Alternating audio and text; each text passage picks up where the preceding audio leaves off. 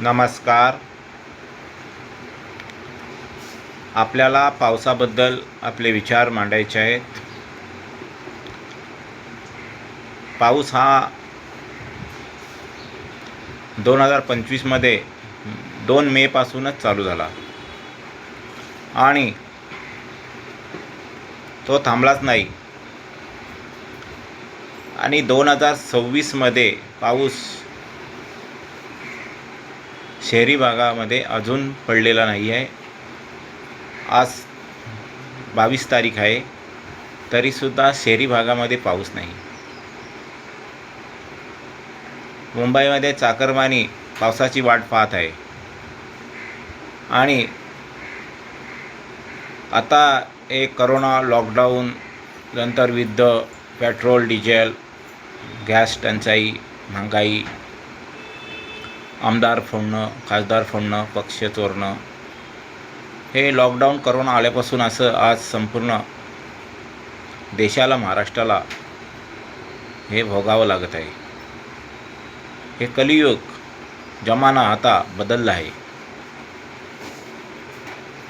हे इथे काय होईल आणि कुठला सामना आपल्याला करावा लागेल हे आपण निश्चित करू शकत नाही. म्हणून भविष्य हा येणारा काल हा भरपूर संकटांचा सामना करून आपल्याला जगावं लागणार आहे. मोठा सामना करावा लागणार आहे. बिना सामना न करता आपण जगू शकत नाही. आता गॅस टंचाई मुंबईमध्ये झाली, युद्ध चालू होतं. आता पावसाचं मुंबईमध्ये, शहरी भागामध्ये, गावच्या ठिकाणी देखील पावसाचा आता संघर्ष करावा लागत आहे, सामना करावा लागत आहे. शेतकऱ्यांना देखील आणि चाकरमान्यांना देखील. हे देखील आता असे संकट वारंवार या जगावरती, देशावरती, महाराष्ट्रावरती, ह्या जनतेवरती येणार आहेत. आणि ह्या पुढची परिस्थिती भरपूर बिकट होणार आहे. कुठला संकट येईल या जगावरती हे सांगता येणार नाही.